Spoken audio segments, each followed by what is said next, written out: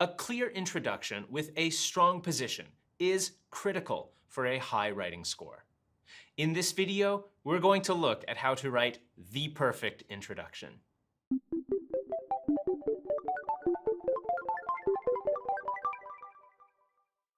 In IELTS Writing Task 2, you'll have about 40 minutes to write a 250-word essay that could be on a variety of topics including crime, environment, tourism, and many more. One of the key things that you'll need to be able to do in your writing test is get off to a good start. This will save you time, make you feel less stressed, and boost your scores. In this video, I will not show you a template introduction which you can memorize and then regurgitate on test day. Template introductions create more problems than they solve. I'm going to show you a structure. A structure will allow you to organize your ideas, but be flexible with your language. A memorized template will not allow you to be flexible on test day. Before we get to the structure, we need to walk through some really important information. In this video, we will 1. Understand the myth of IELTS essay types. 2. Learn how to interpret the essay prompt properly. 3. Understand how to answer the question fully. 4.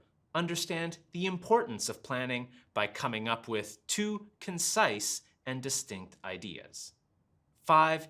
Learn how to write the perfect intro paragraph structure. So stick around until the end of the video so that the perfect introduction makes perfect sense.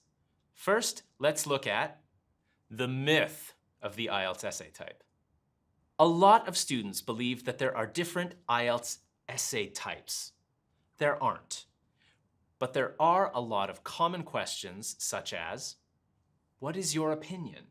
Or, what are the advantages and disadvantages? These are not essay types, and they should not be thought of as such. They are questions. There is no such thing as an opinion essay or an advantages and disadvantages essay. So please, don't spend hours and hours studying model essays and memorizing template answers. Instead, I want you to focus on the essay prompt. The essay prompt is what it's all about. So on test day, you need to do one thing and one thing only, and that is answer the question that you are given on test day. Read the essay prompt carefully, think about it deeply, and respond to it fully. It's as simple as that. Let's take a look at the first essay prompt on the topic of crime, which was reported to us from the actual exam. Imagine that you receive this prompt on test day.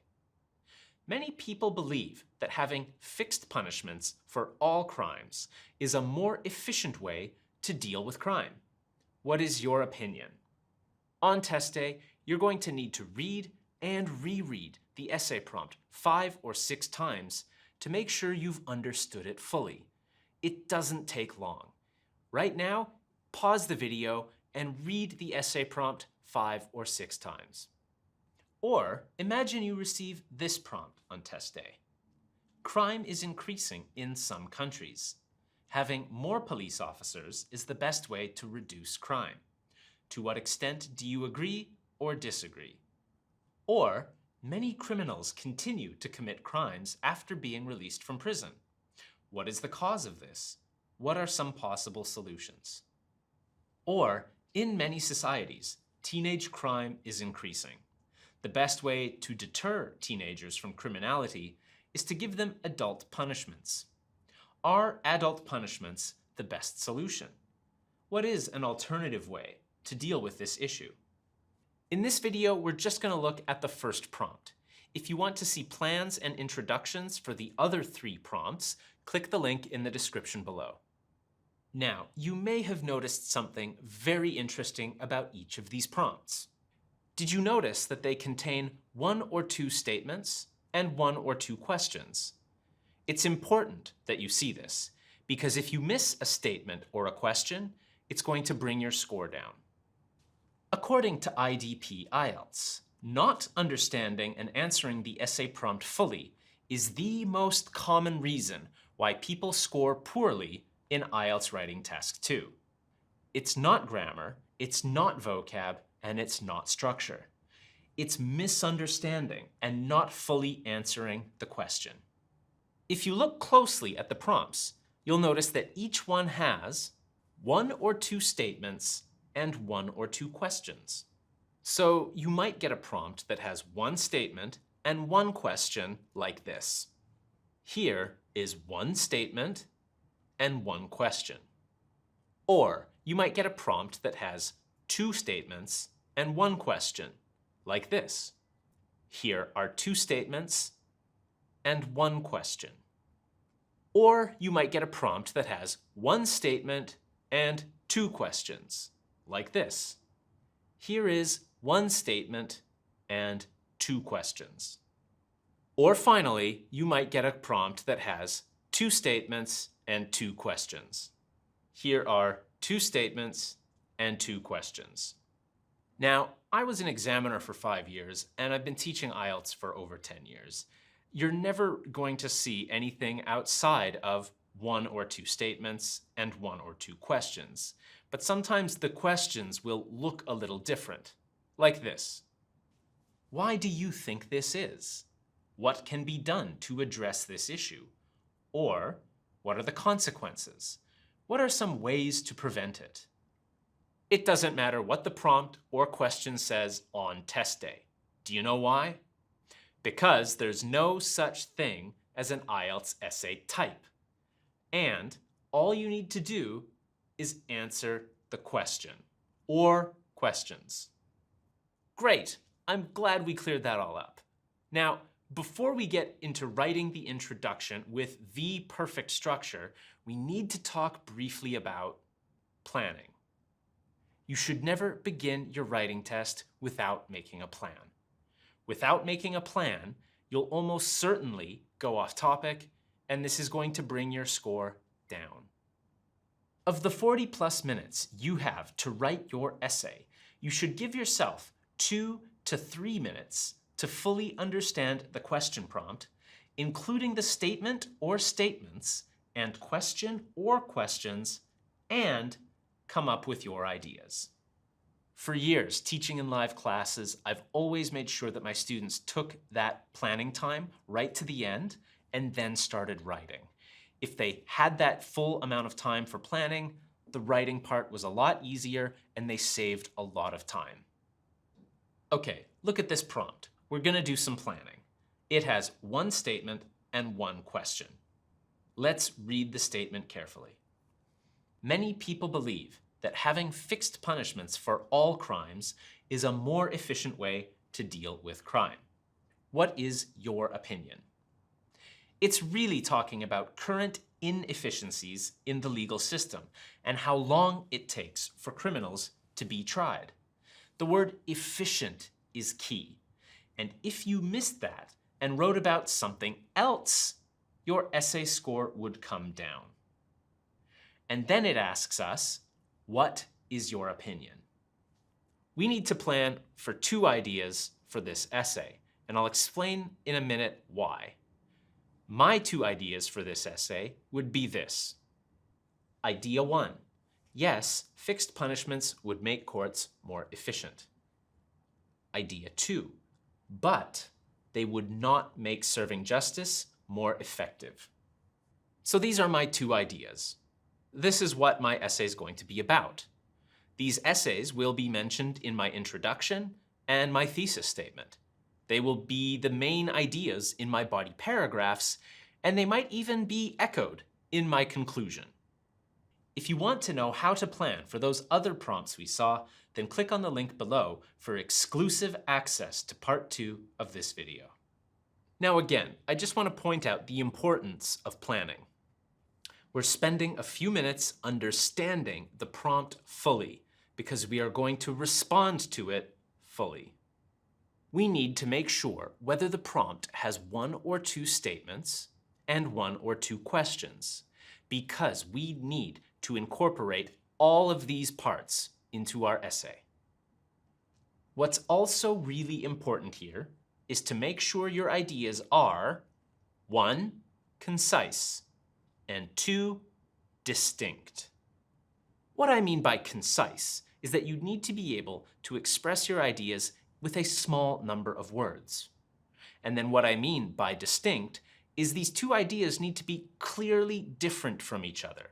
They can't overlap or have similar ideas within them. We all know English is not mathematics. We're not dealing with clean numbers, we're dealing with messy ideas.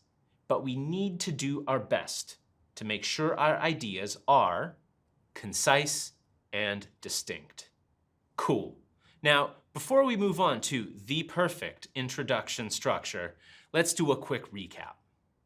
So far, we've understood that there are no essay types in IELTS Writing Task 2. We've understood that the essay prompt comprises 1 or 2 statements and 1 or 2 questions. We've understood the importance of answering the question fully. And we've understood the importance of planning by coming up with 2 concise and distinct ideas. Okay, let's learn the perfect essay introduction.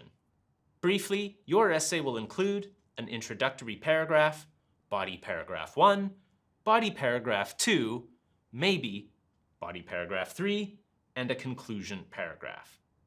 So let me show you the overall introduction structure, and then we'll write an introduction together. Your introduction will have 3 parts. Not necessarily 3 sentences, but 3 parts. 1, a background statement. 2, rewrite the prompt statement or statements.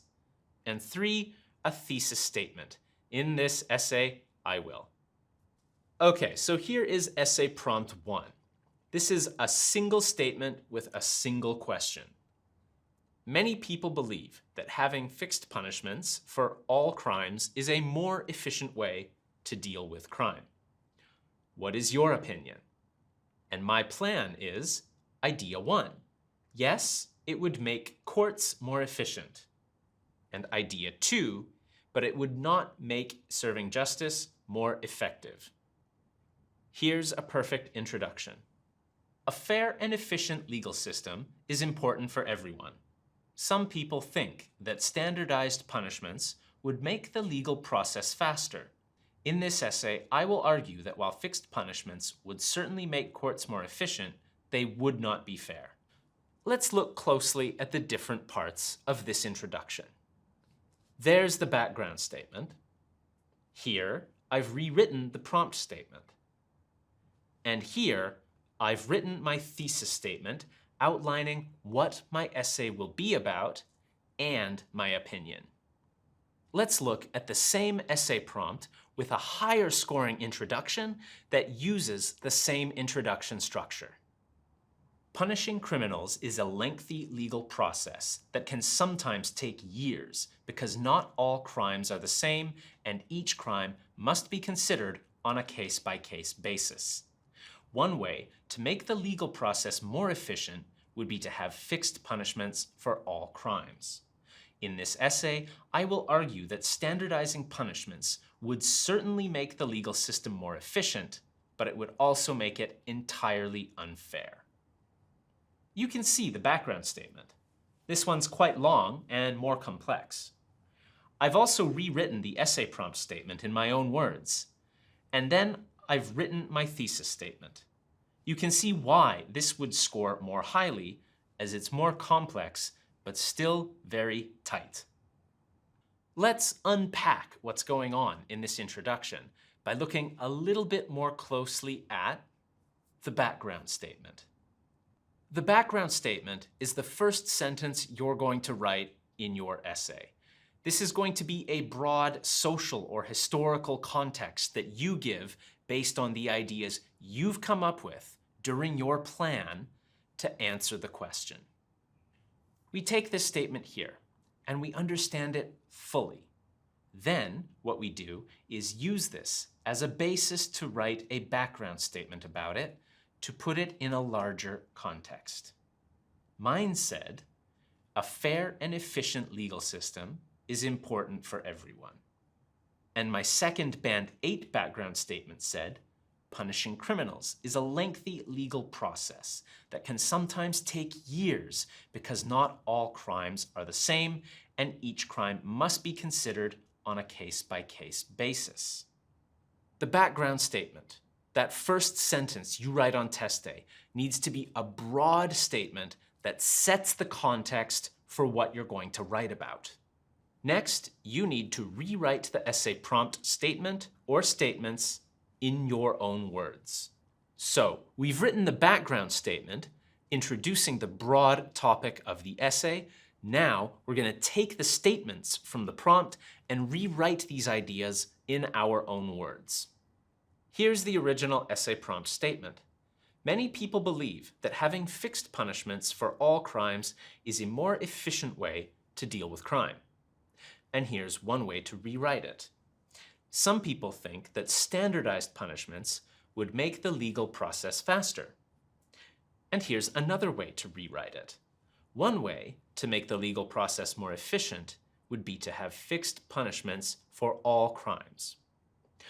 Notice that all I've done is say the same thing as the essay prompt statement, but in different words. I have used some of the exact same words, or I've used the same words but changed the word order or form of the words. But the key thing is that it captures the same idea. It says the same thing, but in a different way. One mistake that students make is that they think they need to change every single word. You don't. You can change some of the words, you can use some of the same words, or you can change the sentence structure. It's fine. You just need to say the same thing in a different way. So, we've written our background statement, and then we've rewritten the prompt in our own words. Now, we're going to move on to the final and most important part of the introduction, the thesis statement.